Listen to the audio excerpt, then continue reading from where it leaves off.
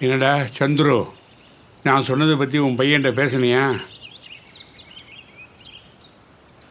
என்னடா யோசிக்கிற? அவங்கள மாதிரியான சர்வீஸ் அண்ட் அப்ரோச்சை நீ பார்த்துருக்கவே முடியாது. Trustable, friendly, highly professional. இதுக்கு மேலே என்னால் ஒன்றும் சொல்ல முடியாது.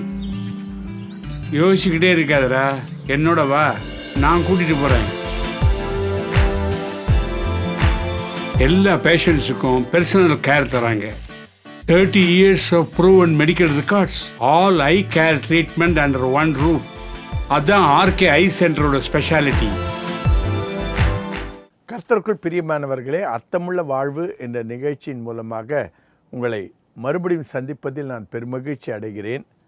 கடந்த சில வாரங்களாக நாம் கர்த்தருடைய உவமைகளின் மூலமாக அவர் நம்மிடத்தில் எதிர்பார்ப்பதை குறித்து தியானித்து வருகிறோம். இந்த வாரம் நாம் செம்மறி ஆட்டை குறித்தும் வெள்ளாட்டை குறித்தும் அதன் மூலமாக ஆண்டவர் என்ன உவமையை சொன்னார், அதன் உள் கருத்து என்ன, அதன் மூலமாக நாம் என்ன தெரிந்து கொண்டு எப்படி வாழ வேண்டும் என்பதை குறித்து தியானிக்க இருக்கிறோம். இதை நாம் மத்தேயு எழுதின சுவிசேஷம் 25வது அதிகாரம் வசனம் 31 தொடங்கி 46 முடிய இப்படியாக உவமை நமக்கு கொடுக்கப்பட்டிருக்கிறது. அன்றியும் மனுஷகுமாரன் தமது மகிமை பொருந்தினவராய் சகல பரிசுத்த தூதரோடே கூட வரும்போது தமது மகிமையுள்ள சிங்காசனத்தின் மேல் வீற்றிருப்பார். அப்பொழுது சகல ஜனங்களும் அவருக்கு முன்பாக சேர்க்கப்படுவார்கள். மெய்ப்பனானவன் செம்மறி ஆடுகளையும் வெள்ளாடுகளையும் வேறு வேறாக பிரிக்கிறது போல அவர்களை அவர் பிரித்து செம்மறி ஆடுகளை தமது வலது பக்கத்திலும் வெள்ளாடுகளை தமது இடது பக்கத்திலும் நிறுத்துவார். அப்பொழுது ராஜா தமது வலது பக்கத்தில் நிற்பவர்களை பார்த்து, என் பிதாவினால் ஆசீர்வதிக்கப்பட்டவர்களே, உலகம் உண்டானது முதல் உங்களுக்காக ஆயத்தம் பண்ணப்பட்டிருக்கிற ராஜ்யத்தை சுதந்திரித்து கொள்ளுங்கள். பசியாயிருந்தேன், எனக்கு போஜனம் கொடுத்தீர்கள். தாகமாயிருந்தேன், என் தாகத்தை தீர்த்தீர்கள். அந்நியராயிருந்தேன், என்னை சேர்த்து கொண்டீர்கள். வஸ்திரமில்லாமல் இருந்தேன், எனக்கு வஸ்திரம் கொடுத்தீர்கள். வியாதியாயிருந்தேன், என்னை விசாரிக்க வந்தீர்கள். காவலில் இருந்தேன், என்னை பார்க்க வந்தீர்கள் என்பார். அப்பொழுது நீதிமான்கள் அவருக்கு பிரதியுத்தரமாக, ஆண்டவரே, நாங்கள் எப்பொழுது உம்மை பசியுள்ளவராக கண்டு உமக்கு போஜனம் கொடுத்தோம்? எப்பொழுது உம்மை தாகமுள்ளவராக கண்டு உம்முடைய தாகத்தை தீர்த்தோம்? எப்பொழுது உம்மை அந்நியராக கண்டு உம்மை சேர்த்து கொண்டோம்? எப்பொழுது உம்மை வஸ்திரம் இல்லாதவராக கண்டு உமக்கு வஸ்திரம் கொடுத்தோம்? எப்பொழுது உம்மை வியாதி உள்ளவராகவும் காவலில் இருக்கிறவராகவும் கண்டு உம்மிடத்தில் வந்தோம் என்பார்கள். அதற்கு ராஜா பிரதியுத்தரமாக, மிகவும் சிறியராகிய என் சகோதரரான இவர்களில் ஒருவருக்கு நீங்கள் எதை செய்கிறீர்களோ அதை எனக்கே செய்தீர்கள் என்று மெய்யாகவே உங்களுக்கு சொல்லுகிறேன் என்பார். அப்பொழுது இடது பக்கத்தில் நிற்பவர்களை பார்த்து அவர், சபிக்கப்பட்டவர்களே, என்னை விட்டு பிசாசுக்காகவும் அவன் தூதர்களுக்காகவும் ஆயத்தம் பண்ணப்பட்டிருக்கிற நித்திய அக்கினியிலே போங்கள். பசியாயிருந்தேன், நீங்கள் எனக்கு போஜனம் கொடுக்கவில்லை. தாகமாயிருந்தேன், நீங்கள் என் தாகத்தை தீர்க்கவில்லை. அந்நியனாயிருந்தேன், நீங்கள் என்னை சேர்த்து கொள்ளவில்லை. வஸ்திரமில்லாமல் இருந்தேன், நீங்கள் எனக்கு வஸ்திரம் கொடுக்கவில்லை. வியாதி உள்ளவனாகவும் காவலில் உண்டாகப்பட்டவனாகவும் இருந்தேன், நீங்கள் என்னை விசாரிக்கவில்லை என்பார். அப்பொழுது அவர்கள் அவருக்கு பிரதியுத்தரமாக, ஆண்டவரே, உம்மை பசியுள்ளவராகவும் தாகமுள்ளவராகவும் அந்நியராகவும் வஸ்திரமில்லாதவருமாகவும் வியாதிப்பட்டவராகவும் காவலில் அடைக்கப்பட்டவராகவும் நாங்கள் எப்பொழுது கண்டு உமக்கு உதவி செய்யாதிருந்தோம் என்பார்கள். அப்பொழுது அவர் அவர்களுக்கு பிரதியுத்தரமாக, மிகவும் சிறியவர்களாகிய இவர்களில் ஒருவனுக்கு நீங்கள் எதை செய்யாதிருந்தீர்களோ அதை எனக்கே செய்யாதிருந்தீர்கள் என்று மெய்யாகவே உங்களுக்கு சொல்லுகிறேன் என்பார். அப்படியே அவர்கள் நித்திய ஆக்கினை அடையவும் நீதிமான்களோ நித்திய ஜீவனை அடையவும் போவார்கள் என்றார். கர்த்தருடைய பிள்ளைகளே, இங்கு நாம் என்ன காண்கிறோம் என்றால், மனித குலத்தை அவர் இரண்டாக பிரிக்கிறார். அதற்கு அவர் செம்மறி ஆட்டையும் வெள்ளாட்டையும் குறிப்பிடுகிறார். செம்மறி ஆடு தன்னுடைய மேய்ப்பனின் பின்னாலே செல்லும். ஆனால் வெள்ளாடு அதற்கு இஷ்டமான இடத்திற்கெல்லாம் செல்லும். இங்கு ஆண்டவர் செம்மறி ஆட்டை குறித்து சொல்லும்போது அது கீழ்ப்படுகிறது, ஆண்டவருடைய சித்தத்தை செய்கிறது என்று சொல்லுகிறார். ஊமையின் தொடக்கத்திலே அன்றி மனுஷகுமாரன் தமது மகிமையுள்ளவராயிருந்து சகல பரிசுத்த தூதரோடு வரும்போது தமது மகிமையுள்ள சிங்காசனத்தின் மேல் வீற்றிருப்பார்.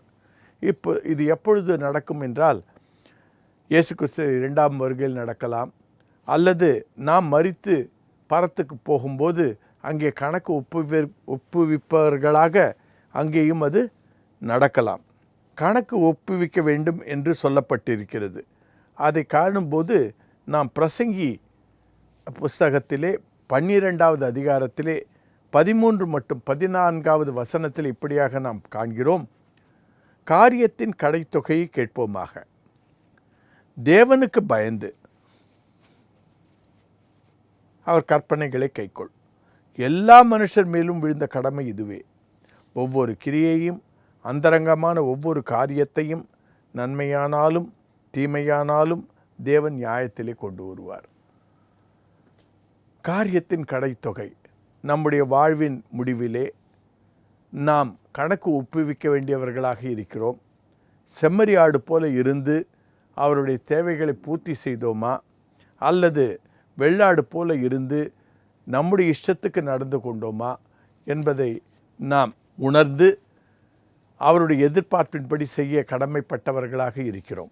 பசியாய் இருந்தேன், எனக்கு போஜனம் கொடுத்தீர்கள். நாம் நம்முடைய வாழ்க்கையிலேயே எத்தனையோ குறைவுபட்டவர்களை காண்கிறோம்.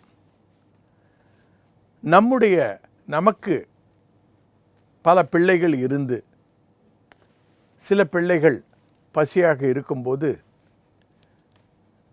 ஆஸ்தி இருக்கிற பிள்ளைகள் பசியுள்ள பிள்ளைக்கு பகிர்ந்து கொடுக்க வேண்டும் என்று நாம் வாஞ்சிப்போம். அதுபோல நமது பரம தகப்பன், நாம் எல்லோரும் அவருடைய பிள்ளைகள். அப்பொழுது இருக்கிறவர்கள் இல்லாதவர்களிடத்தில் கொடுப்பதை அவர் அதிக வாஞ்சையாக பார்க்கிறார். அதனால் தான் சொல்லுகிறார், பசியாயிருந்தேன், எனக்கு போஜனம் கொடுத்தீர்கள். நான் தாகமாயிருந்தேன், தாகத்தை தீர்த்தீர்கள். அந்நியனாயிருந்தேன், என்னை சேர்த்து கொண்டீர்கள். அந்நியனாக இருக்கும்போது நாம் அவர்களை ஒரு பொருட்டாக எண்ணுவதில்லை. ஆண்டவர் சொல்லுகிறார், எகிப்திலே இவர்களும் அந்நியனாக இருந்தார்கள், இஸ்ரவேல் மக்கள். அதுபோல அவர் பிற்காலத்தில் சொல்லுவார், நீங்கள் எப்படி அந்நியர்களாக இருந்தீர்களோ அதுபோல உங்களிடத்திலும் அந்நியர்கள் இருந்தால் அவர்களை நீங்கள் உதாசீனப்படுத்தக்கூடாது. வஸ்திரம் இல்லாமல் இருந்தேன். இது ஏழ்மையை குறிக்கிறது. இயேசுநாதர் சொல்லியிருப்பார், உனக்கு 2 வஸ்திரம் இருந்தால் ஒன்றை பகிர்ந்து கொடுத்து விடு என்று. ஸோ வஸ்திரம் இல்லாமல் இருந்தேன், எனக்கு வஸ்திரம் கொடுத்தீர்கள். வியாதியாக இருந்தேன். அது ஒரு நெருக்கமான சூழ்நிலை. நமக்கு வியாதிப்படும் போது அதிக பலவீனமாகி விடுகிறோம். நமது தேவைகள் அதிகமாக இருக்கிறது. அப்படி இருக்கும்போது அவர்களுக்கு உற்றார் உறவினர் இல்லை என்றால் அங்கு நாம் அவர்களுக்கு ஒரு உதவி செய்வோமானால் அது ஆண்டவருக்கே செய்வது போல ஆண்டவர் நமக்கு சொல்லுகிறார். அப்பொழுது அவர்கள் கேட்கிறார்கள், எப்பொழுது உம்மை வியாதி உள்ளவராகவும் காவலில் இருக்கிறோமா கண்டும் இடத்தில் வந்தோம். அவர்களுக்கே தெரியவில்லை, அவர்கள் தேவை இருக்கிறவர்களுக்கு செய்யும்போது அது ஆண்டவருக்கே செய்யப்பட்ட சேவை என்பது அவர்களுக்கு புரியவில்லை. அதனால்தான் அவர் சொல்லுகிறார், மிகவும் சிறியவராகிய இந்த சகோதரரான இவர்களில் ஒருத்தனுக்கு நீங்கள் எதை செய்தீர்களோ அதை எனக்கே செய்தீர்கள் என்று மெய்யாகவே உங்களுக்கு சொல்லுகிறேன் என்று சொன்னார். கர்த்தருடைய பிள்ளைகளே, நம்முடைய அன்றாட வாழ்க்கையிலே பல சந்தர்ப்பங்கள் இது போன்று நடக்கலாம். ஆண்டவர் நமக்கு பல வாய்ப்புகளை இப்படியாக நமக்கு கொடுக்கலாம். ஒவ்வொரு வாய்ப்பையும் பயன்படுத்தி கொள்ளுவது நம்முடைய கரத்திலே இருக்கிறது.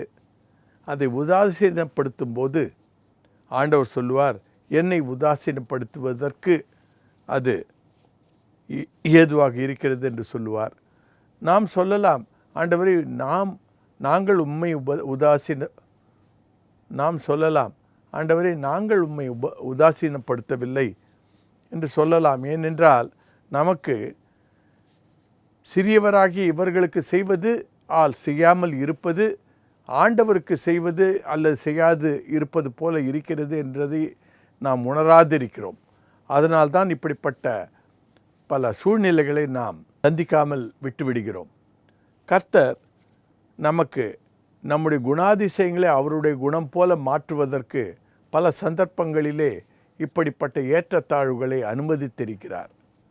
இருக்கிறவர் இருக்காதவரிடத்தில் பகிர்ந்து கொள்வாரா என்பதையெல்லாம் அவர் சோதித்து பார்க்க நமக்கு இது ஒரு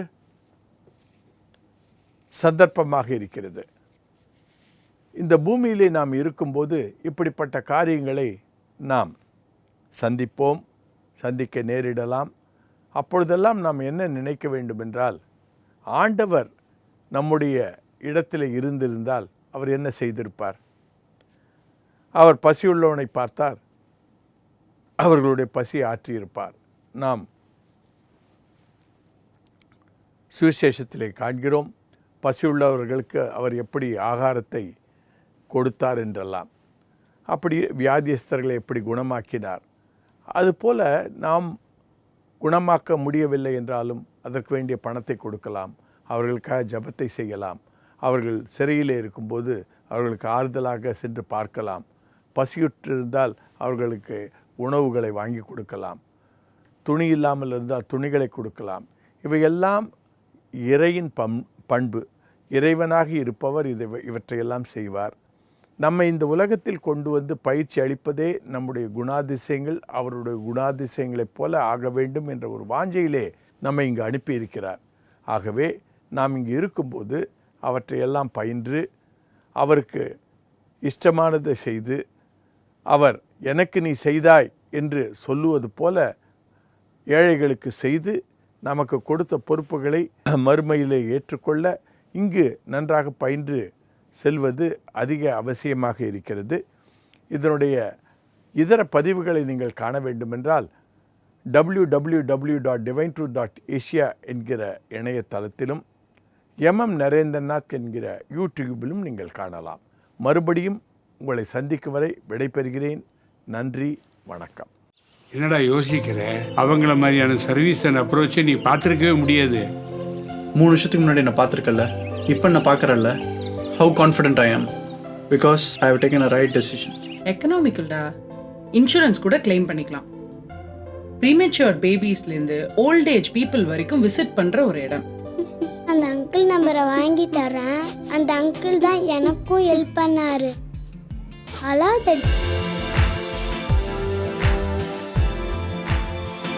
எல்லா பேஷண்ட்ஸுக்கும் பர்சனல் கேர் தராங்க. 30 years of proven medical records. All eye care treatment under one roof. அதான் ஆர்கே ஐ சென்டரோட ஸ்பெஷாலிட்டி.